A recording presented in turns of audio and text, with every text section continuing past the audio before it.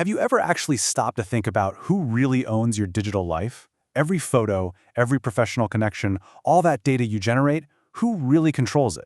We've been hearing a ton of promises lately about how Web3 and decentralization are going to just magically democratize the internet. Hand all that power straight back to you. But today, we're going to look strictly at the data and the academic research to see if that's actually true. Are we really on the verge of this digital utopia, or are we just building new digital privatopias ruled entirely by capital? Welcome to This Explainer. Let's dive right in and unpack the fascinating intersection of Web3's big promises and the stark reality of how power is actually distributed. So think about it. Are we basically just digital tenants? When the early internet was built, the foundational protocols didn't actually have a native way to remember state or assign property rights. So these massive corporate intermediaries stepped right in to fill the gap.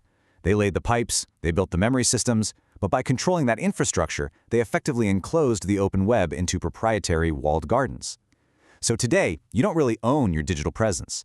You're essentially just renting your social graph and your data from tech giants who are acting as your digital landlords.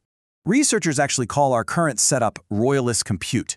It's kind of like a digital feudal system, a centralized cloud empire where you are just a tenant working the land. You don't own the underlying infrastructure. You're totally reliant on the flimsy goodwill of whoever happens to be the tech monarch or CEO at the time.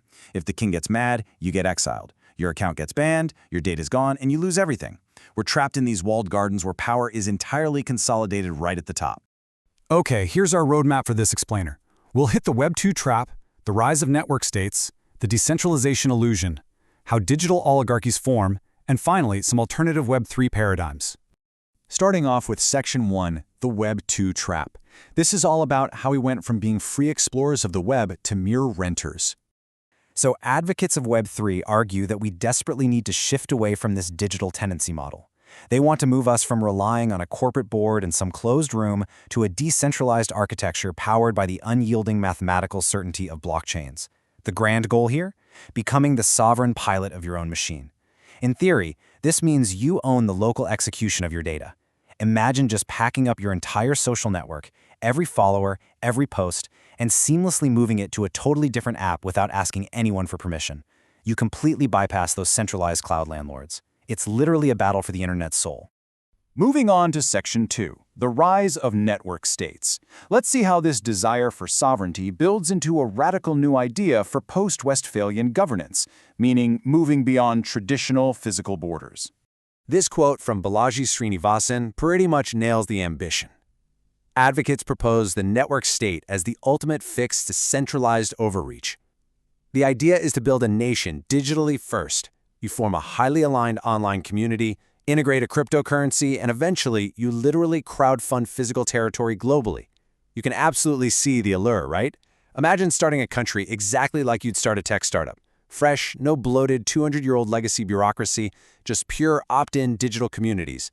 So what does that actually look like? Well, these states are built on a premise you can think of as Republican compute. If Web2 is royalist compute, this model aims to distribute power directly to the citizens. They're digital first, they use integrated crypto for all economic activity, and the biggest shift is this decentralized opt-in administration.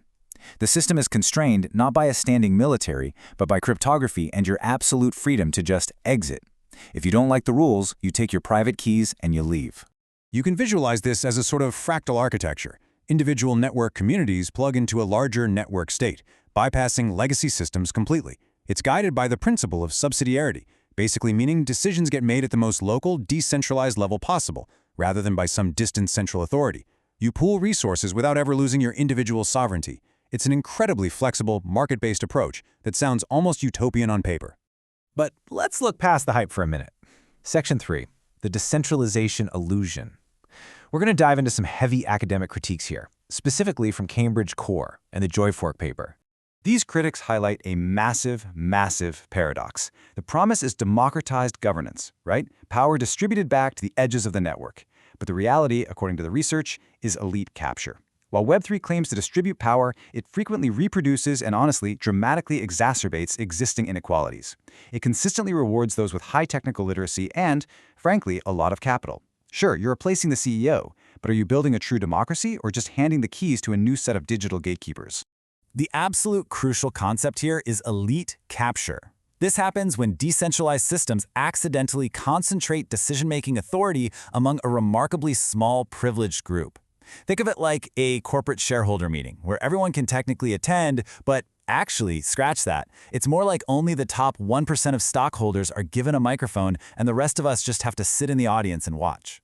Removing a central government doesn't just automatically erase power asymmetries. It just shifts the sovereignty straight to a new tech-savvy elite.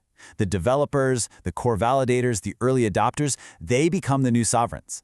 Which brings us to Section 4, creating digital oligarchies. Let's look at the hard data on how this plays out in real-world tokenized governance.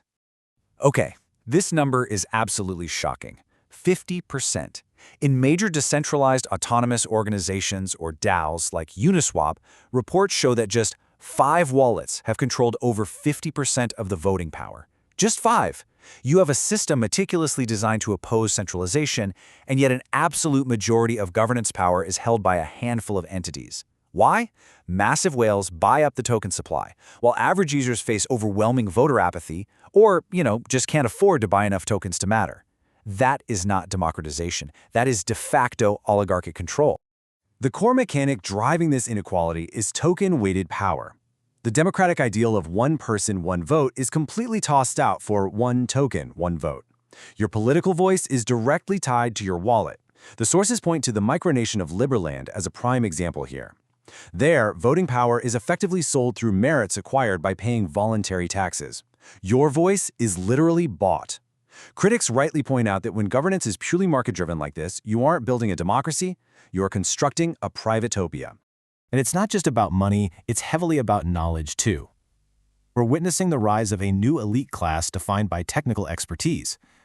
Relate this to your own life. Have you ever actually tried setting up a cold storage crypto wallet, or bridging assets, or reading a smart contract audit? It's terrifyingly complex. Requiring this level of cryptographic interaction inadvertently builds massive technical barriers.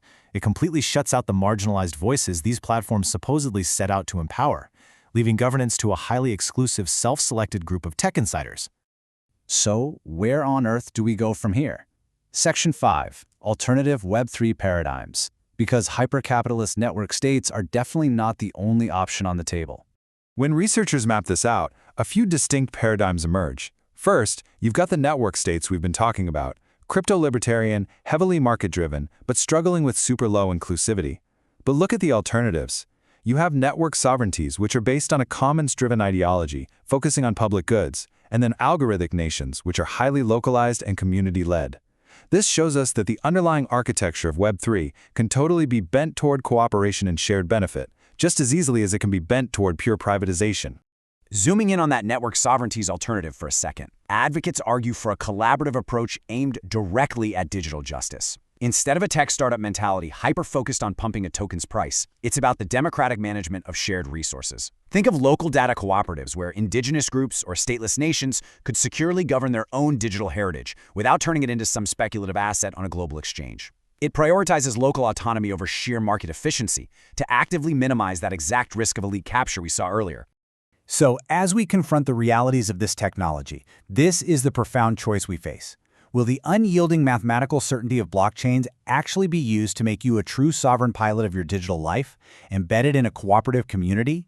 Or will we just lazily replace the Web2 CEOs of yesterday with the Web3 token whales of tomorrow, leaving you as nothing more than a tenant in a shiny new digital oligarchy?